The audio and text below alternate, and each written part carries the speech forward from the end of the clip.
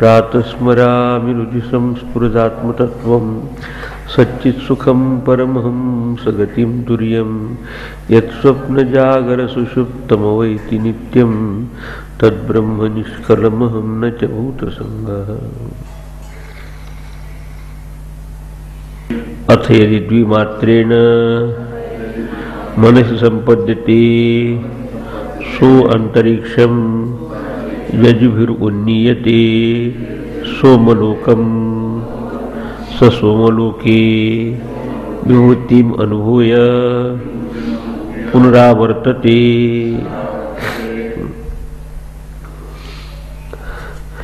आधीच्या चौथ्या प्रश्नात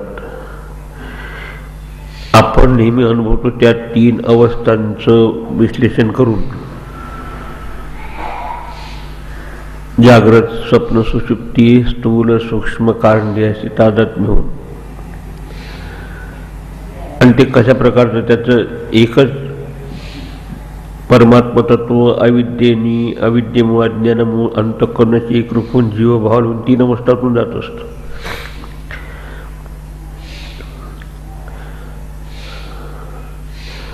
पण ज्याला हे समजलंय की तीन अवस्थांचा जो साक्षी वेगळा आहे, त्यात प्राण सतत जागृत असतो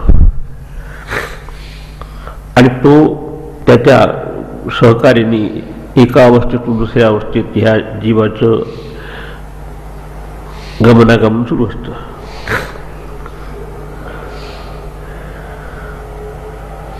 तर हे सगळं विचारात घेऊन त्यातली अत्यंत सूक्ष्म अवस्था म्हणजे कारण अवस्था म्हणजे निद्रावस्था,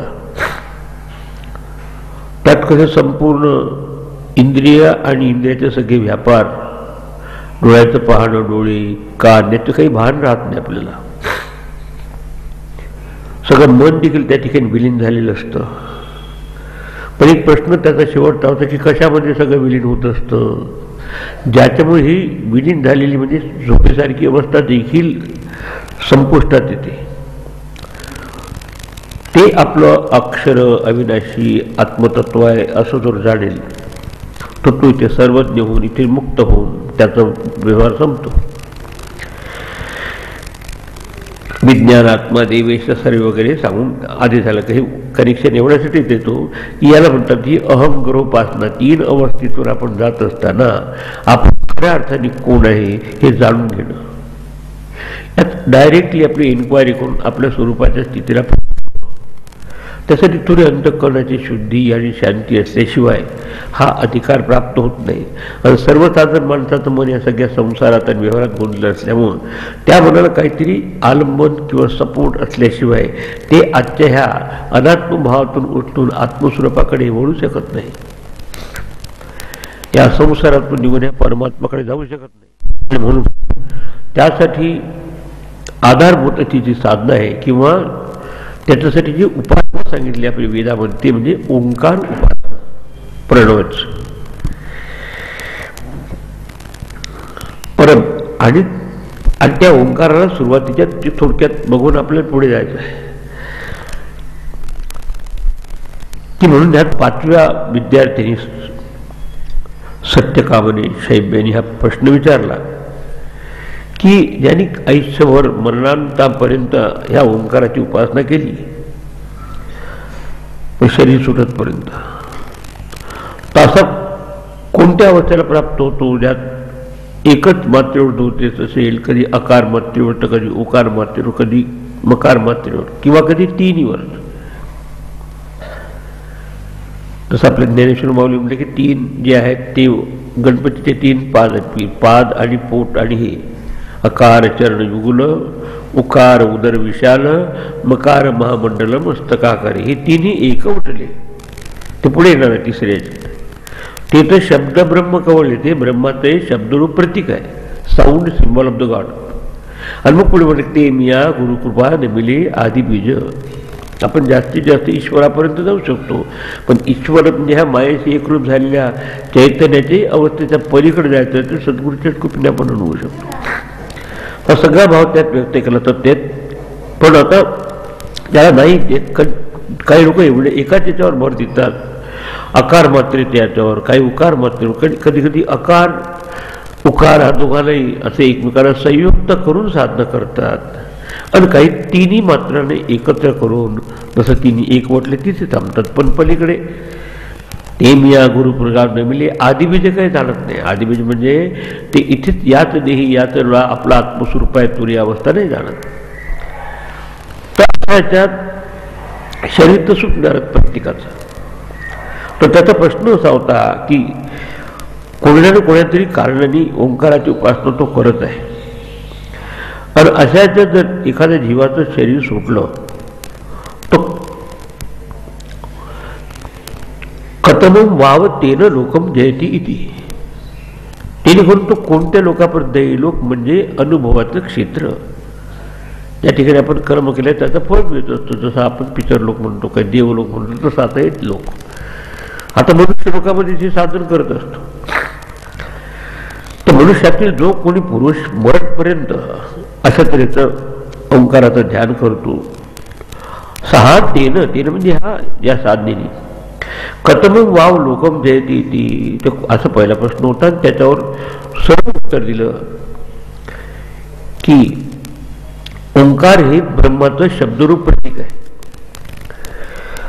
आणि ओंकाराचे दोन प्रकटन आहे. एक सगुण एक दुसरं निर्गुण किंवा एक अपर आणि दुसरं पर. तसं प्रकृती जो बाबतीत आपण सांगितलं दोन्ही प्रकृती देवाच्या परमेश्वराच्या. एक अपरा प्रकृती दुसरी पराप्रकृती. दोन्ही ओंकार स्वरूप पण एक ओंकार स्वरूप व्यक्त झालेलं तीन मात्रात्मक. आणि त्या ठिकाणी तीन मात्रांचा लवलेश नाही. मकार मात्रेचा देखील त्या ठिकाणी असं हमिंग साऊंड देखील संपलेलं आहे. ओम असं करून अत्यंत शुद्ध स्वरूप. हे दोन्ही त्याला उद्देश होतो की परमच्या अपरमच्या ब्रह्म दोन्ही ब्रह्माचं प्रतीक आहे. एक सगुण ब्रह्माचं प्रतीक आहे. एक निर्गुण निर्विकार शुद्ध सच्चिदान स्वरूप सत्यम ज्ञानम अनंत ब्रह्म त्याचं प्रतीक. दोन्ही एकच आहे. जसं आपण म्हणतो की बीज उपाधिरहित असताना देखील तशीच आहे निर्विकार आणि उपाधिमधून असताना असं समजून ज्याने एका दूर देऊन जर उपासना केली असेल तर कुठे नाही हा प्रश्न आहे त्याचा. काही लोक त्याच्यात करताना एकच. कारण आपल्या मांडुक्य उपनिषद तुम्ही पहा प्रत्येक एका आकार मात्रेवर जोर देऊन तुम्ही जर आपली ओंकाराची उपासना केली तर तुमचा प्रभावी व्यक्तित्व होतो ह्या जागृत अवस्थेत. तो एका शरीराची एकरूप होत नाही. तो विराट शरीराची एकरूप होतोय. माझं शरीर हे सगळ्या ब्रह्मांड शरीराचा एक भाग आहे. हे विश्वची माझे घर असं म्हणतात त्याचं. पण तेवढ्या त्याच्यावर थांबत असेल आणि मग शरीर सुटलं असेल तर काय होईल हा पहिला प्रश्न. बघा तीन जर थोडंसं आपण इक्वेशन लावलं पाहिजे मांडुक्याचे म्हणजे अगदी क्लिअर होते. तर त्या ठिकाणी फलश्रुती सांगितली की तो त्याचं व्यक्तित्व मोठं प्रभावी होत असतं ह्या जागृत अवस्थेमध्ये असताना. त्याला कुठल्याही गोष्टीची कमतरता पडत नाही अशा तऱ्हेचं. कारण ते समष्टीची भावना असते. दुसरं उकार ही दुसरी मात्रा. जसं आता ह्या तीन अवस्था आहे. एक जागृत अवस्था ही स्थूल आहे, स्वप्न अवस्था ही सूक्ष्म आहे आणि निद्रावस्था ही कारण अवस्था आहे. तशा ओंकाराच्या अ उ आणि म एकावनिक सूक्ष्म आहे. प्रश्न कोणता चाललाय की एकाच मात्रेवर जोर देऊन अशा प्रकारची उपासना करत असेल आणि शरीर सुटतं अजून ज्ञान नाही झालं. तर काही लोक उकार मात्रेवर जोर देऊन अशी हिरण्यगर्भाची उपासना करतात की माझं मन आणि बुद्धी किंवा सूक्ष्म शरीर ह्या समस्त सूक्ष्म शरीराचं म्हणजे हिरण्यगर्भाचा एक भाग आहे आणि असं करून जे उपासना करतात उकारावर जोर देऊन किंवा अ आणि उ असं करून त्यात मर्त्यलोक याला भूलोकाला भुवा असे ज्या गायत्री तिथपर्यंत. त्यातही काय होईल त्यात आपण आपल्या आधी त्याच्यात सांगितलंय की तो जो एकावर हे जोर देतो दुसरे तिन्ही तर नाही करत तो. हा दुसऱ्या प्रश्नाचा रोग. तिसऱ्या प्रश्नाचा रोग त्या ठिकाणी तिन्ही मात्र एकवटून अ आणि उ आणि म ओम असं आणि शेवट त्या जी ती अवस्था ती तिसरी मात्रा म्हणजे मकार मात्रा. आकाराचा लोप उकारात उकाराचा मकारात आणि असा लोप झालेल्या अवस्थेचं जो जो चिंतन करत असेल तर त्याचे सगळे विक्षेप किंवा असे ठरले बंद होतात. दुसऱ्याचं सांगितलं की जो उकार मात्रेवर जोर देऊन आपलं जे साधन करत असेल मांडुक्य उपनिषद म्हणतो की त्याला त्याची बुद्धी देखील सूक्ष्म होते. दुसऱ्याच्या काय चाललंय ते त्याला समजतो वगैरे वगैरे. काही लोक तिथेच थांबतात. तेही बरोबर नाही. तर त्याला देखील कोणती गती प्राप्त होईल अशा साधकाला तिसरा साधक ते तिन्हीवरही जोर देतो. तिन्ही एकत्र करतो. त्याचं शरीर सुटतं समजा. आता तिसरी मात्रा म्हणजे जसं आता एकाला म्हणतात विश्व जो आहे एका शरीराशी एकरूप झालेलं चैतन्य, त्याला म्हणतात वैश्वानर, त्याला समष्टीच्या स्तरा म्हटलं विराट. तुमचं शरीर माझं शरीर सगळं ह्या ब्रह्मांडात आलेलं आहे, त्याला स्थूल रूपाने त्याला विराट ही ओंकाराची अकार मात्रा. त्याच्याबरोबर दुसरं उकार, ते जे आपण मनाशी बुद्धीशी एकरूप झालेलं जे चैतन्य त्याला म्हणतात सूक्ष्म शरीराशी एकरूप हो. आपण जी स्वप्नावस्थेसारखी अनुभूती घेत असतो त्याचं पण ते काय उकार मात्रा व्यक्तिगत स्तरावर समष्टी स्तरावर त्याला म्हणतात हिरण्यगर्भ, क्रिएटर, निर्माता, ब्रह्मदेव. कारण हे तुम्हाला समजण्यासारखं आहे की तुमच्या प्रत्येक जण आपापल्या मनाने आपापला प्रपंच उभा करता, तसंच ईश्वराचा प्रपंच समजती मनाने होतो. असो जो ब्रह्मदेव आहे किंवा असा जो त्याला म्हणतात हिरण्यगर्भ आहे त्याच्याशी तो एकरूप होऊ शकतो अशी दृष्टी ठेवली जाते. दुसरा त्याच्यामुळे त्याची ही सूक्ष्म दृष्टी असल्यामुळं त्याची बुद्धी शार्प होते, शुद्ध होते आणि दुसऱ्याच्यात काय चाललंय ते सगळं समजू शकतं. त्याला तो ज्ञानवान होतो, म्हणजे त्याला असं शास्त्राचं ज्ञान वगैरे सहजतेने अवगत होतं. असं दुसरं म्हणणं. तिसरी जे आहे तो कारणवस्थेशी एकरूप होतो. म्हणजे आपल्यामध्ये जो सुषुप्ती अभिमानी असलेला प्राज्ञ आहे किंवा निद्राभिमानी असलेला जो आत्मा आहे, जो कारण शरीराशी एकरूप होऊन सगळं निराश झालेला असतो नामरूपात्मक जगतात. तर त्याची जर इक्वेशन केलं तर त्याला म्हणतात समष्टी स्तरावर त्याचा समष्टी कारण शरीराशी एकरूप झालेलं चैतन्य त्याला म्हणतात ईश्वर हा. आणि तो त्या तीन मात्रेशी तिसऱ्या मात्रेशी लावतो. आता एका मात्रेचं असं सांगितलं आहे. मग त्याला ईश्वराची एकरूप होऊन इथे त्याला वैभवात राहायला मिळतं आणि परत शरीर सुटल्यानंतर ईश्वराच्या कृपेने पुढची अवस्था प्राप्त होऊ शकते. ज्ञानेश्वर माऊली एक स्टेप पुढे घेतली. हे तिन्ही एकवटले, हे तिन्ही एकरूप झाले, ते तर शब्द ब्रह्म कवळले. ब्रह्म हे शब्दरूपाने म्हणजे शब्दरूपांचे ब्रह्म प्रकट झालं. ते आता मी माझ्या लक्षात आलं. पण त्याच्याही पलीकडे चौथी अवस्था आहे, त्या म्हणतात तुरी अवस्था, आत्मस्वरूपाची अवस्था, शांत अवस्था. शांतम शिवम अद्वैतम चतुर्थम मनन्ते स आत्मा सविज्ञेय. तो आत्मा जाणून घ्या इथे असतं. आता ते आपण तर जाणू शकत नाही. मग आता कोणाला नमस्कार करणार? ते मिया गुरुकृपा नमिले आदिबीज. ते बीज कसं आहे? सनातन बीज. काल आपण पाहिलं म्हणजे ते कधी परिवर्तित होत नाही असं.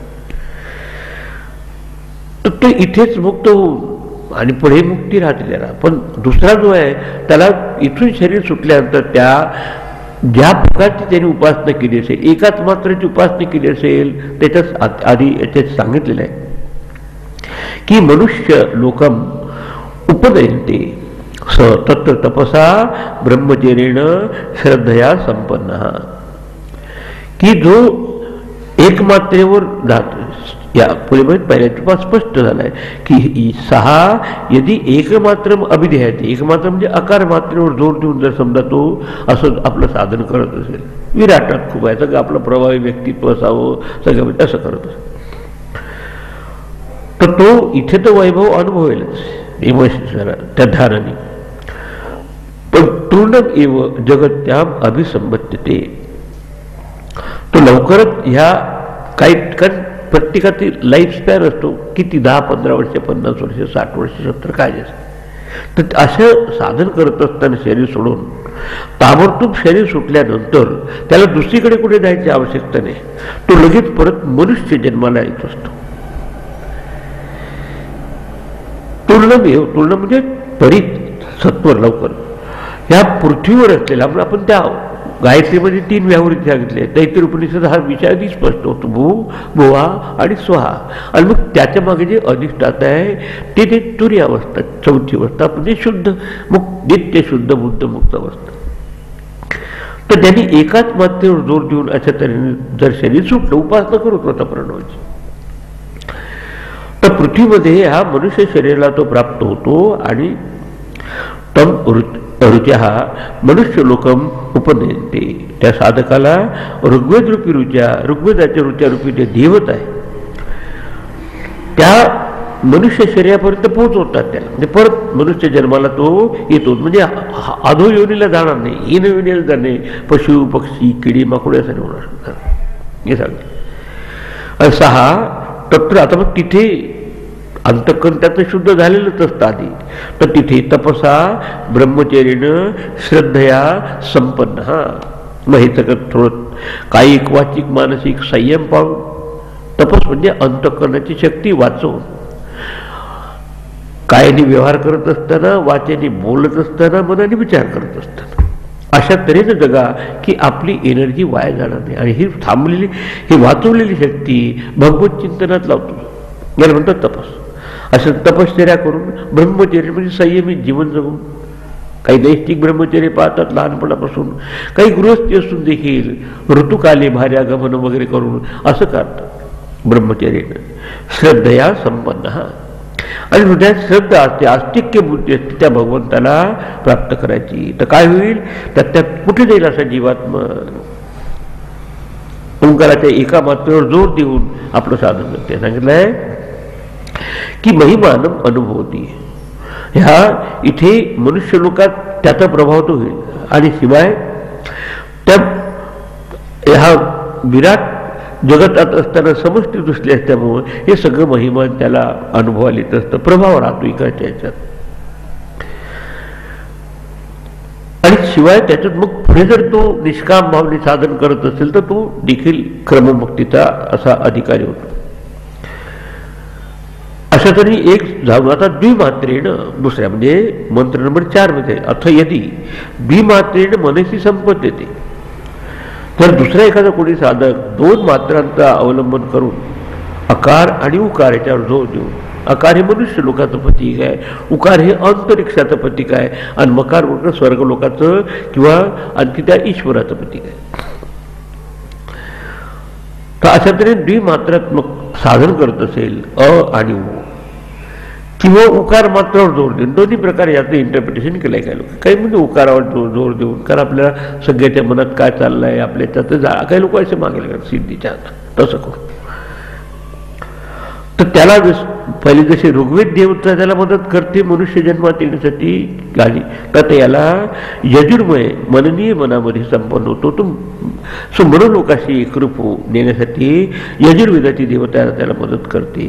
एकाग्रते तो मनच आहे, मनाच्या अवस्थेपर्यंत जातो. जसा देहाच्या अवस्थेपर्यंत राहून पण नुसतं देहात राहत नाही, पुढे तो प्रयत्न करणार इथून आपल्या उन्नती करण्याचा.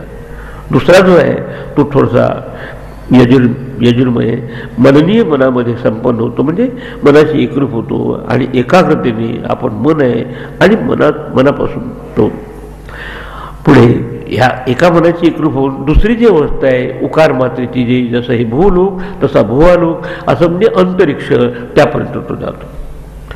संपन्न झालेले उपासक शरीर सुटल्यानंतर ज्याचा आधार हे द्वितीय मात्रात्मक सोमलोक आहे. सोमलोक म्हणजे चंद्रलोक, म्हणजे मन आणि चंद्राची एक उपमा केली आहे. चंद्रमा मनसो जाता, आपल्या मनाची अधिष्ठाती देवता चंद्रलोक. तो चंद्रलोकापर्यंत जाऊन त्याला सूर्य नाही. आधी पहा तुम्ही प्रश्नोपनिषदात एक रई आणि प्राण असे 2 शब्द होऊन गेले. चंद्र हा रई म्हणजे मॅटरचं प्रतीक आहे आणि सूर्य हा एनर्जीचं म्हणजे ऊर्जा किंवा शक्तीचं प्रतीक. तर त्याला ही चंद्रलोकाची देवता त्याला जास्तीत जास्त पितरलोकापर्यंत घेऊन जाईल आणि त्याला परत यावं लागतं. असं 6 सोमलोके विभूतीम अनुभूय पुन्हा आवर्तते. असा उपासक सोमलोकी जाऊन चंद्रलोकापर्यंत जाऊन त्याला म्हणतात दक्षिणायन मार्गाने, म्हणजे पुण्यकर्म केलं असतं त्यांनी, पण थोडंसं काम त्यांनी करून आणि 2च मात्रावर जोर देऊन अकार आणि उकार.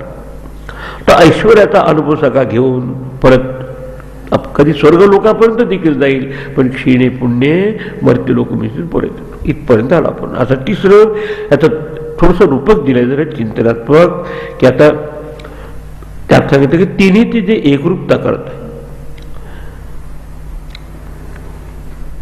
आता पहा परत एकदा होतो, या पुनरेतम त्रिमात्रेण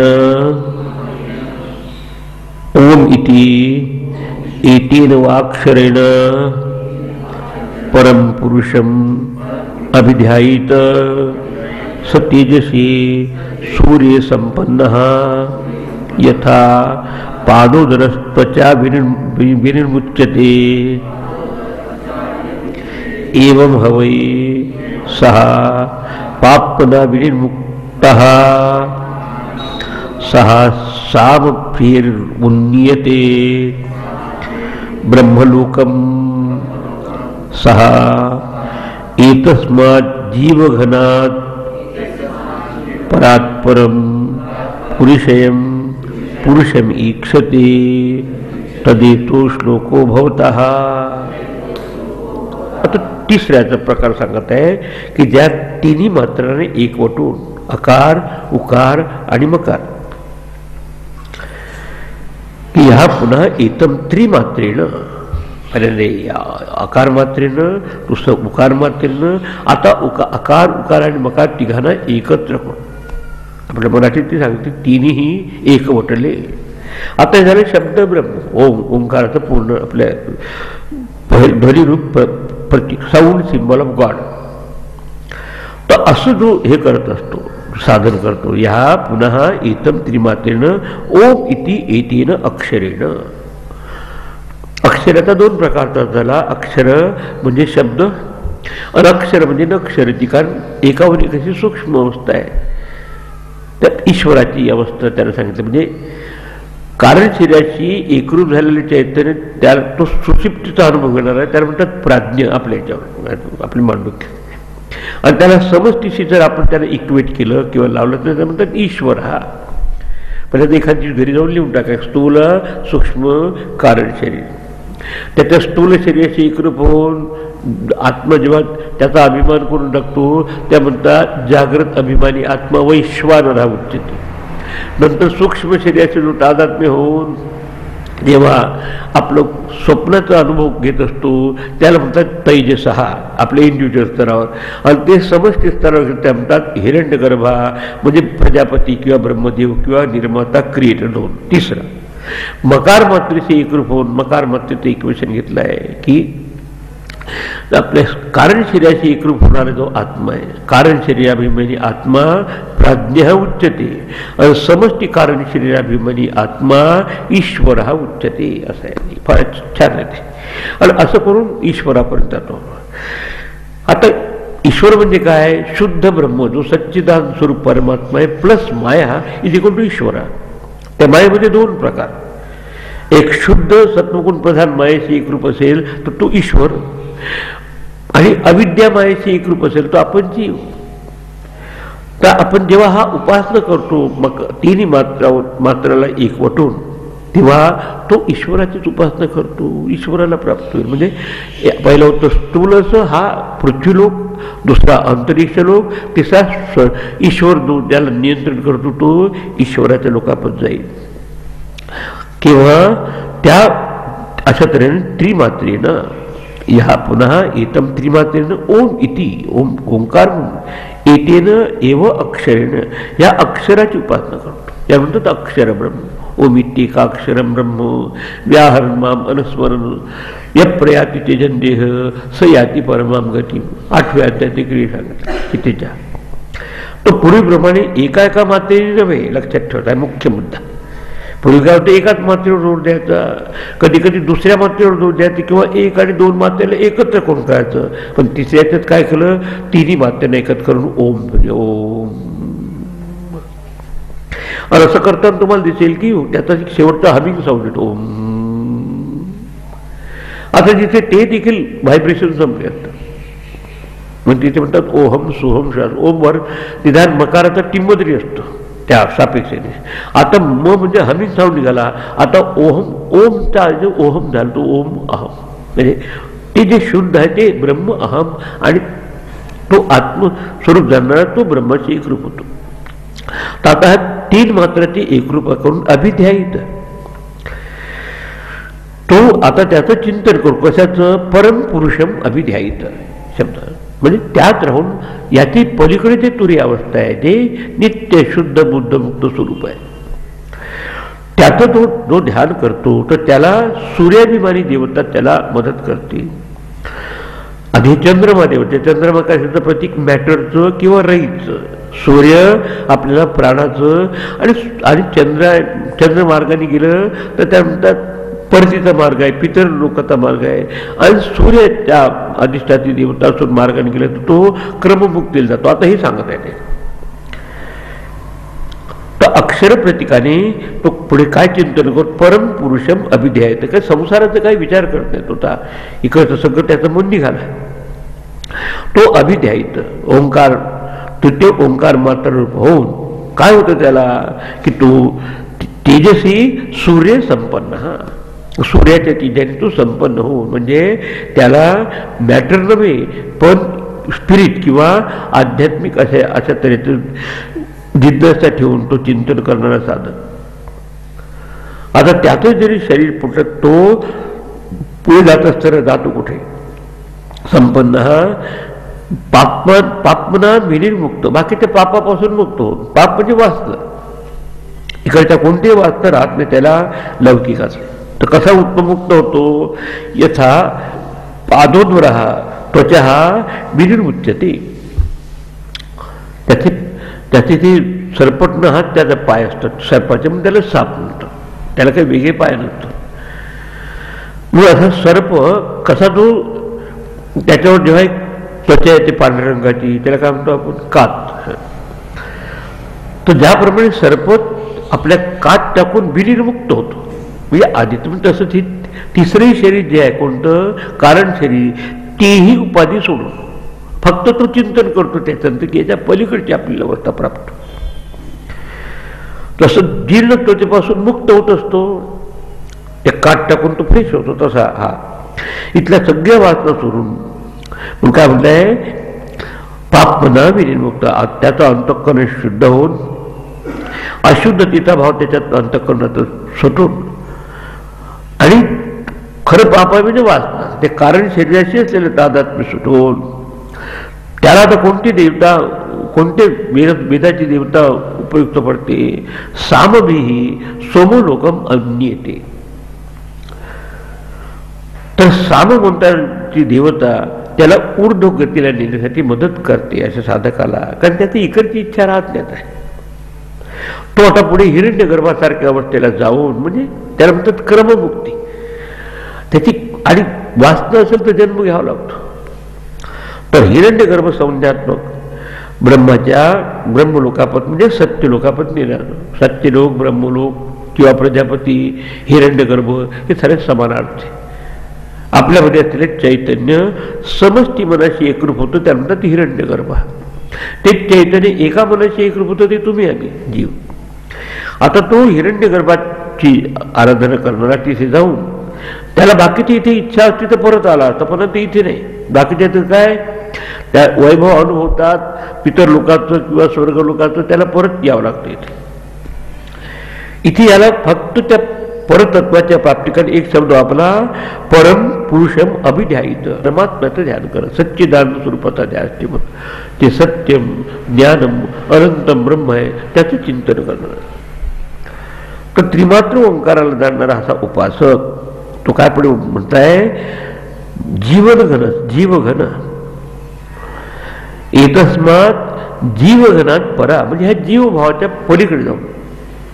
शरीरामध्ये जीवभाव असताना तीन अवस्था अनुभवतो, कोणत्या, स्थूल, सूक्ष्म आणि कारण. आता त्याही उपाधीच्या पलीकडे जाऊन तो त्या हिरण्य गर्भाच्या अवस्थेत प्राप्त होऊन, त्याला ब्रह्मदेवापासून त्याला उपदेश प्राप्त होऊन तो देखील आपलं ब्रह्मस्वरूप, जे सत्य आहे, जे ज्ञान आहे, अनंत आहे, सच्चिदानंद स्वरूप आहे, परिपूर्ण स्वरूप आहे, ते आपलं ब्रह्म आहे असं जाणून तो देखील जेव्हा ब्रह्मदेव ब्रह्मानंदाची किंवा ब्रह्मस्वरूपाशी एकरूप होतो, असा जीवात्मा देखील त्याला प्राप्त. थोडक्यात सांगायचं म्हणजे आधीच्या दोन मात्रा हे परतीच्या मार्गाचा भाग आहे.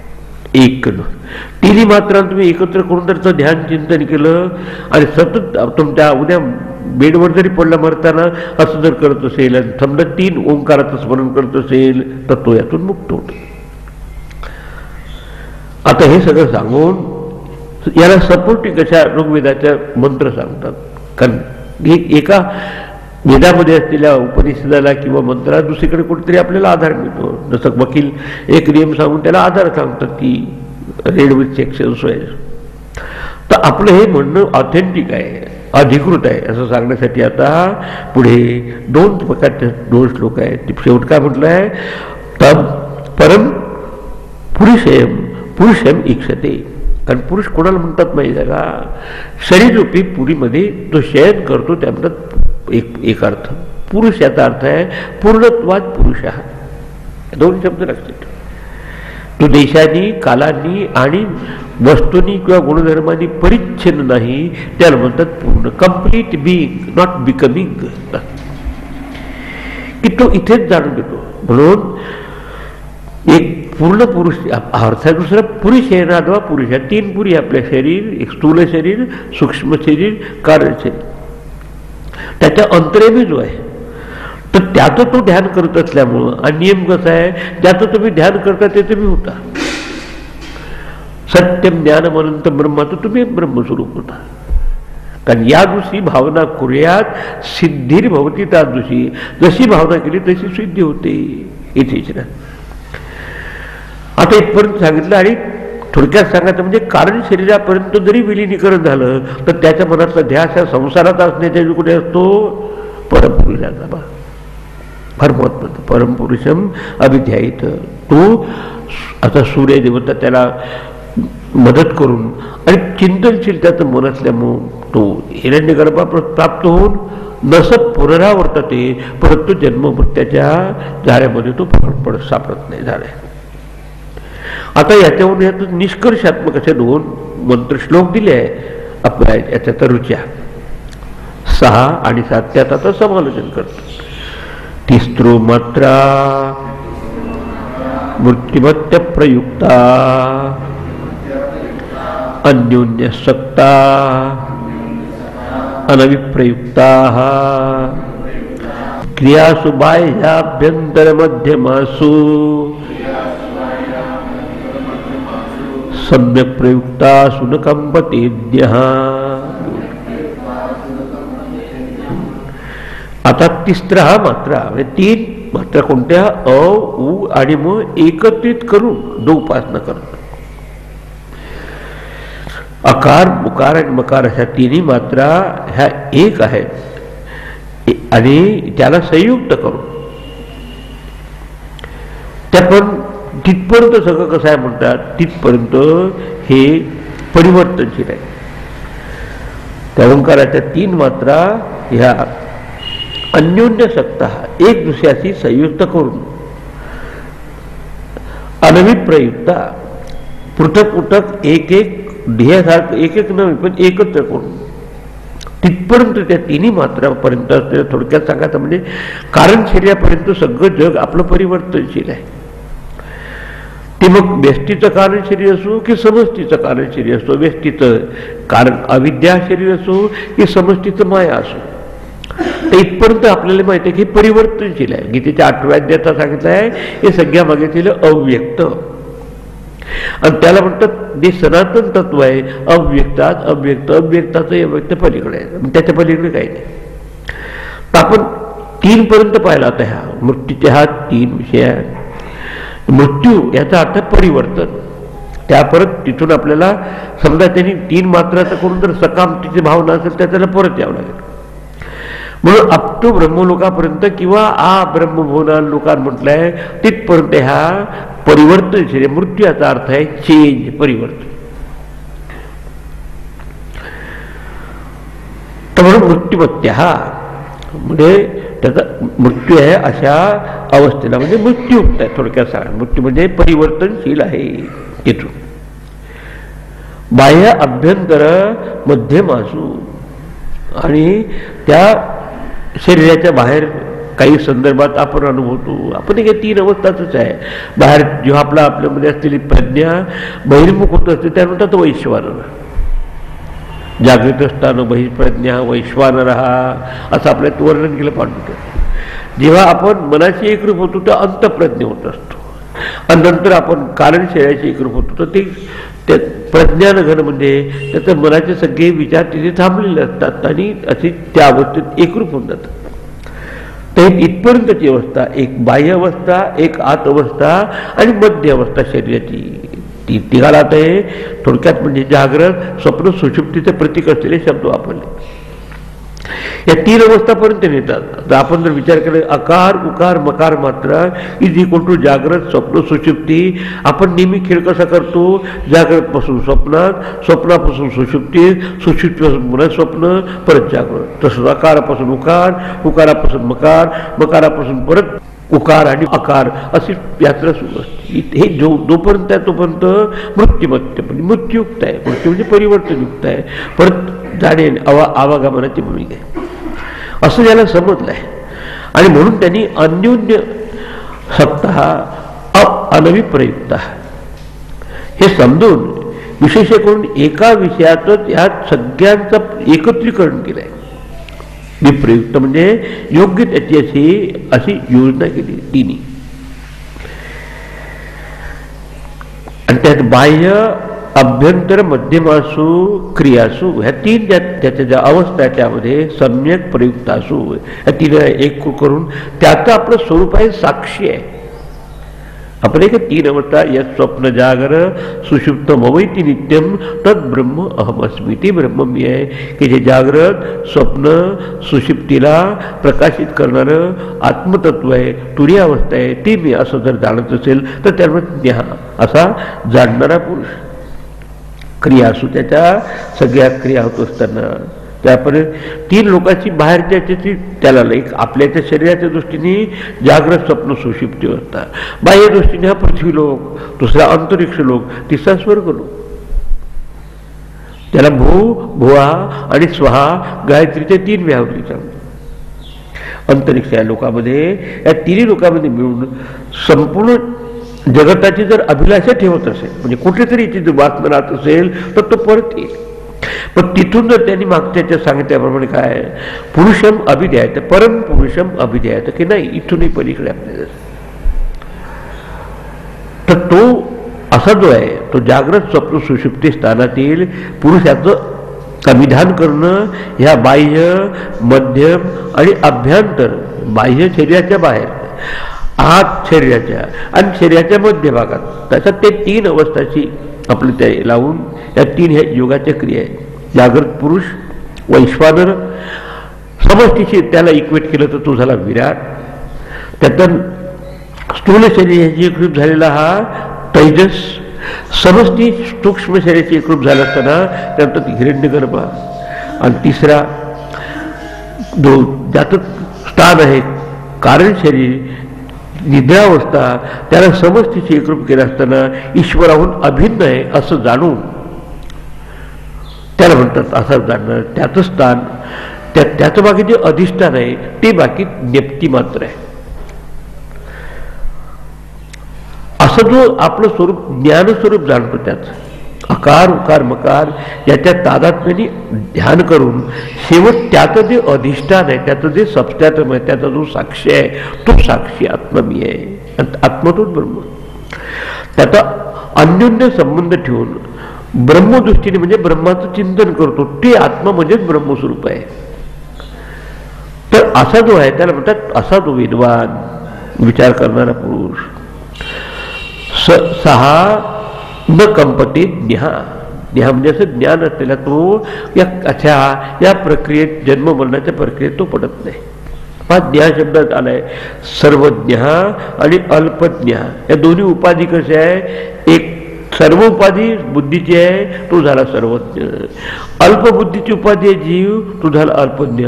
आता दोन्ही उपाधीला बाजूला ठेवतो. या 2 उपाधीमुळे 3 उपाधीमुळे आपण जागृत स्वप्न सुषुप्तीत असतो पण त्याच्या पलीकडे आपलं स्वरूप असं तो चिंतन करत असतो. तो सर्वात्म परब्रह्माच्या ओंकाराचं ध्यान करणारा तो न कंपते म्हणजे परत जन्म मरण्याच्या प्रक्रियेला येत नाही तो मुक्त होतो. आता थोडक्यात सांगायचं म्हणजे एकाएकाची अशी उपासना वेगळी करण्यापेक्षा तिघांना एकत्र करून जेव्हा ओंकाराचा हमिंग संहितेचा संपलेला असतो तिथे आपलं आत्मचिंतन करा की तो नित्य शुद्ध बुद्ध मुक्त सत्य स्वरूप असलेला मी आहे. गुरुदेवाचा आपण अष्टोत्तर शतनामावली करतो. पहिला जो आहे त्याला नमस्कार करण्याचा भाग आहे अजाय नमः. आणि शेवटचा शब्द आहे नित्य शुद्ध बुद्धमुक्त स्वरूपाय नमः. आता तिथे आपण मनाने तिथपर्यंत घेऊन जायचं, स्थूलापासून सूक्ष्मापर्यंत, अकारापासून उकारापर्यंत, उकारापासून मकारापासून पर्यंत आणि मकारापासून ओंकारापर्यंत. याला म्हणतात लय साधना म्हणायची. आणि आपल्या सुरेश्वराचार्यांनी एका ठिकाणी छान श्लोकात म्हटलं आहे की अकारम पुरुषम विश्वम उकारे प्रविलापयेत. हो, आकार जो पुरुष आहे हे विश्व, त्याला उकारामध्ये विलीन करा. उकारम तेजसम सूक्ष्म, उकार जो तेजस आहे जो सूक्ष्म आहे, मकारे प्रविलापयेत, मकार मातेमध्ये विलीन करा. म्हणजे कारण अवस्थापर्यंत गेलं ते. मकारम कारणम प्राज्ञ, मकार कारण आहे तो प्राज्ञ आहे. चिदात्मनी प्रविलाप, चिदात्म म्हणजे चैतन्य स्वरूपात्मे सच्चिदान स्वरूपात, त्यातच चिंतन गुण लावा. आणि याच्यातून थोडक्यात काय सारू झाला, अकार उकारे, उकार मकारे, मकार ओंकारे, ओंकारोहमेव शेवट. आता ओंकार म्हणजे हे त्रिमात्रात्मक नव्हे, जे शुद्ध, ज्याला लक्षार्थाने ओंकार म्हणजे शुद्ध ब्रह्म मी आहे असं. आणि ते गुरुच्या कृपेशिवाय नाही जमत. पण म्हणून ते मी या गुरुकृपा न मिले आदि विजेत, म्हणजे चतुर्थ अवस्था जी आहे तुरी अवस्था, ते आपलं स्वरूप आहे. अकार उकारे, उकार मकारे, मकार ओंकारे, ओंकारोहमेव, मी ओंकार स्वरूप आहे. म्हणजे मी ओम म्हणणं आहे, मी ब्रह्म म्हणणं आहे, दोघांचा अर्थ एकच आहे. अहम आत्मा साक्षी, तो आत्मा साक्षी आहे केवल हा, त्यात कुठल्याही प्रकारचे भेद नाही. सजातीय विजातीय स्वगत भेदरहित असं आत्मतत्व आहे ते आपलं. केवल हा चिन्मात्र स्वरूप, हा चिन्मात्र म्हणजे चैतन्य स्वरूप आहे. तिथे न अज्ञानम नापि तत्कार्य, तिथे अज्ञाने नाही आणि अज्ञानाचं कार्य नाही, मायेने मायेचं कार्य नाही. किंतु नित्य शुद्ध बुद्धमुक्त सत्य स्वभाव, नित्य शुद्ध, त्याचं शेवटचे शब्द आले, ते आपलं स्वरूप आहे. परमानंदाद्वयम, परम आनंद आणि अद्वैत, त्याचं निर्देशन करते त्यावर. प्रत्येक भूतम चैतन्यम, ते आपले त्या साक्षी चैतन्य आहे, ते तो मी आहे, तो परमात्मा आहे असं समज. इति अभिधीनावस्थानम समाधी, असे हा ओंकाराचा मागोवा घेत त्या समाधीची अवस्था म्हणजे आत्मस्वरूपाची स्थिती तो प्राप्त करतो. अशा अवस्थेला जो प्राप्त होतो याला म्हणतात जीवनमुक्त जगत असत. काय होईल त्याला, सहा न कंपते ज्ञा, तो ज्ञा असा जो ज्ञा म्हणजे जाणणार आहे तो याची कंपायमान होत नाही. याचा जो तिघालाही जाणणारा पण तिन्ही अवस्थापासून आपलं स्वरूप वेगळं आहे अशी जाणीव असणारा, बस त्याला पर जन्ममरणाच्या प्रक्रियेचा सिद्धांत लागू पडत नाही. बीज फक्त भाजकपर्यंत निघून जातं. एकदा भाजून काढलं बीज, ते याला म्हणतात हे ज्ञानरूपी अग्नीत, त्याचं अंतःकरणाचं बीज संपलेलं असतं. इथपर्यंत नवरता एक आणखी श्लोक. ऋग्भिरेतम यजुभिरंतरिक्षम सामभिर्यत् तत्कवयो वेदयन्ते तमोंकारेण वायतनेन अन्वेति विद्वान् यत् शांतम अजरम अमृतम अभयम परम च इति. ही पद्धती आहे. आता बिलकुल वेदांताचे शब्द वापरले की अशा अवस्थेत गेल्यानंतर ते आपलं शांत अद्वय अजर अमृत करतो. ऋग्भिः, ऋग्भिरेतम म्हणजे अशा तऱ्हे ऋग्वेदात जी मंत्र असतात त्यांचा ऋचा, त्याच्यामध्ये सांगितलंय एतत. ह्या मनुष्य लोकामध्ये असतानाच एक तर ऋग्वेदातील त्याचं यजुभी, दुसरा दोन मात्राचं अवलंबन केलं असताना दोन्ही मात्रा उपासना करणारा तो यजुश्रुतीच्या द्वारा अंतरिक्षम, हे जसे पृथ्वी अवस्था अंतरिक्ष अवस्था म्हणजे मागे सांगितलं त्यात फक्त सारांश सांगत आहे. त्याला हे सपोर्टिंग असे मंत्र या ऋग्वेदात सांगत आहे ऋषी. म्हणजे मुलांना वाटू नये की स्वामीजी आपल्या मनाप्रमाणे काहीतरी सांगत आहे त्याचे असं.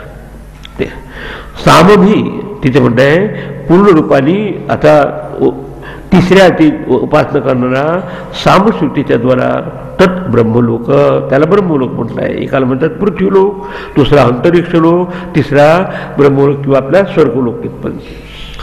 यत् कवयः वेदयन्ते, कवया म्हणजे जे ज्ञानीजन आपलं स्वरूप जाणतात ते कोण आहे? विद्वान. विद्वान म्हणजे ज्याला हे विवेकशील असा असलेला तो साधक आहे, जो साधन करणार आहे, आपलं स्वरूप जाणणार आहे. ओंकार येणं एव, शेवटचा ओंकार हे केवळ स्वरूपाचं जाणून आहे ते ओंकाराचं आलंबन घेऊन. आलंबन म्हणजे आपल्या मनाला आधार देऊन, इंग्रजीचा म्हणजे सपोर्ट, काहीतरी आधार पाहिजे. ओंकाराच्या आलंबनाने तम अन्वेती, म्हणजे त्या परमपुरुषाला, ब्रह्मस्वरूपाला, उत्तम पुरुषाला तो प्राप्त होतो. तिथे क्षर आणि अक्षर दोन्ही उपाधी नाही, क्षेत्रज्ञ दोन्ही उपाधी नाही, उपाधिरित आपल्या स्वरूपाला तो प्राप्त. ते कसं आहे ते स्वरूप? यत तत् शांतम. आणि आता हे मांडुक्य उपनिषदाची भाषा आहे तुरी अवस्थेची. त्यात सांगितलं की ते अंतप्रज्ञे नव्हे, बहिष्प्रज्ञे नव्हे.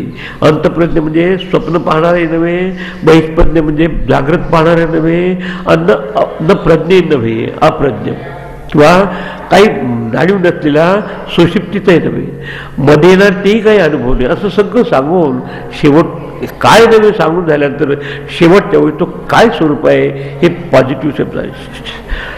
शांतम शिवम अद्वैतम चतुर्थम मन्यन्ते स आत्मा सविज्ञ. कारण एकानंतर एक असं उपनिषद अधिक स्पष्टीकरण करतो.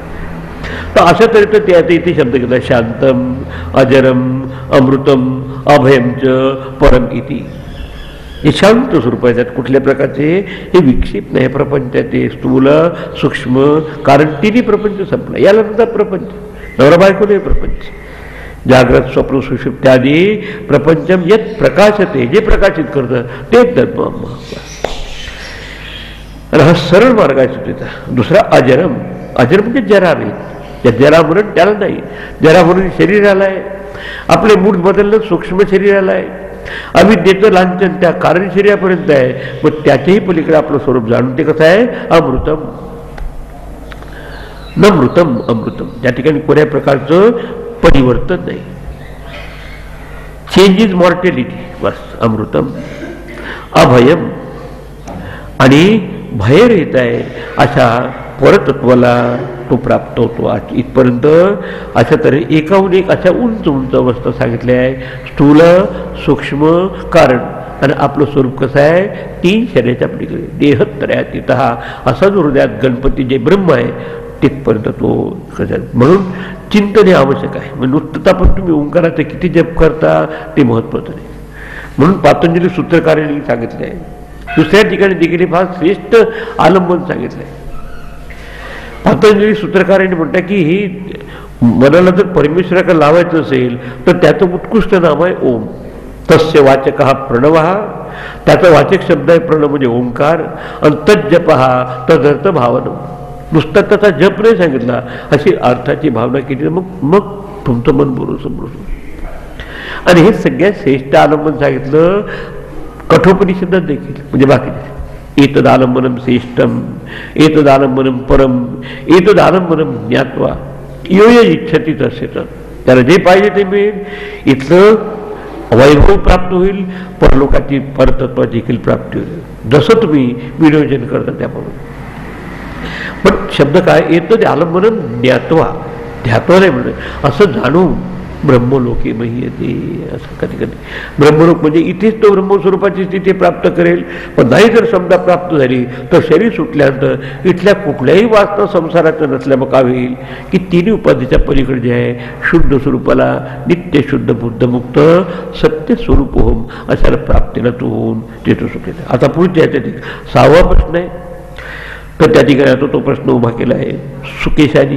हे सगळं झालं पण कोणी सांगितलं नंतर काय होतं म्हणून. याच देही याच रुळा जर आपल्याला मोक्षाचा सोहळा पाहायचा असेल तर आपल्याला ह्या उपाधी असताना उपाधिरहित स्वरूप काय आहे. आणि या शरीराला 16 कला लागल्या अशा. जसे चंद्राला कला असतात, तो सुरू होतो प्रतिपदेपासून तर पौर्णिमेकडे वाढत जातो, हळूहळू कमी होत जातो. तसा तर त्याबाबतचा प्रश्न मोठा छान पुढच्या याच्यात बागरे म्हणून विचारला आहे. याच्या सुकेशा नावाच्या विद्यार्थ्याकडे कोणीतरी एक राजा येऊन त्याला विचारतो की तुम्ही 16 कला नावाचा पुरुष पाहिला आहे का. त्यांनी कुठेतरी ऐकलं सत्संगात, त्याला कळलं नाही. तिथं थोडं छान व्यक्तव्य केलं भावा की म्हणजे मला असं काही माहीत नाही, कारण काहीतरी खोटं सांगायचं मला आपलं काही, त्याच्यापेक्षा प्रामाणिकपणे तो विद्यार्थी असतो तो मला हे माहीत नाही, मला माहीत असतं तर मी तुला सांगितलं असतं, मला नाही माहीत. तो सवाल येतो तुम्हाला कॉम्प्युटर चालवता का नाही, मला उंदीर सुद्धा चालवता येत नाही असं सांगतोय. तसं त्यानेच मोकळेपणे सांगितलं. खूप छानच आहे पुढचं ते बॅकग्राऊंड आपण बोलू. आणि मग शेवट त्यालाही वाटलं की आपणही समजून घेतलं पाहिजे, आपल्याला असे प्रश्न विचारतो सत्संगात. आणि म्हणून तो परत पिप्पलात गुरुकडे जाऊन म्हणतो, सगळ्याचं पाच म्हणून झाला आता शेवटचा हा क्लायमॅक्स सारखा प्रश्न विचारून त्याचं शेवट होत आहे. आणि मग तो प्रश्न विचारतो की हे गुरु महाराज, षोडशकला नावाचा पुरुष काय हो, आपण एक नाही समज विचारतो. तर त्याच्यावर तो आख्यान आपण उद्याच्या ओम भद्रं कर्णेभिः शृणुयाम देवाः भद्रं पश्येमाक्षभिर्यत्राः स्थिरैरङ्गैस्तुष्ट्वागुंसस्तनूभिः व्यशेम देवहितं यदायुः स्वस्ति न इन्द्रो वृद्धश्रवाः स्वस्ति न पूषा विश्ववेदाः स्वस्ति नस्तार्क्ष्यो अरिष्टनेमिः स्वस्ति नो बृहस्पतिर्ददातु. ओम शान्तिः शांति शांति. हरि ओम. श्री गुरुभ्यो नमः. हरि ओम.